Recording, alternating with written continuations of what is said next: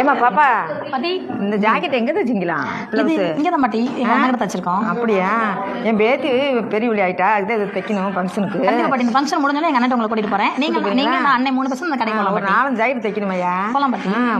Sister, இந்த blouse எங்கே வாங்குனீங்க? இது எங்க அண்ணன் தான் எனக்கு தச்சு கொடுத்தாரு. அண்ணன் கேட்டால் அவருக்கு தெரியும் எங்க வாங்கினாலும். நெக்ஸ்ட் வீக் நான் ஒரு மேரேஜ்க்கு போகணும். இந்த மாதிரி எனக்கும் தைக்கணும். கண்டிப்பா பண்ணி கொடுப்பாங்க அண்ணா. ஏய் வாவ், ஹாய்மா.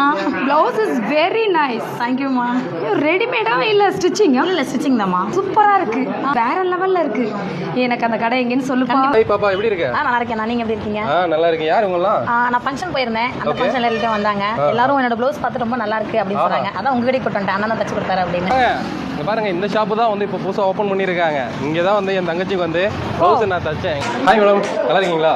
ஸோ இங்கே பாருங்க, இவங்க எல்லாம் பார்த்தீங்கன்னா என் தங்கச்சிக்கு தச்சு கொடுத்த ப்ளவுஸை வந்து எனக்கும் தச்சு கொடுன்னு சொல்லி அடம் பிடிச்சிட்டு ஃபங்க்ஷன்லேருந்து ஓடி வந்துட்டாங்க. ஸோ இவங்களுக்கெல்லாம் ப்ளவுஸ் தைக்கணும். சரிங்க, நாங்கள் பாருங்க இந்த பாட்டியெல்லாம் அவங்களோட பேத்திக்கெல்லாம் தைக்கணும்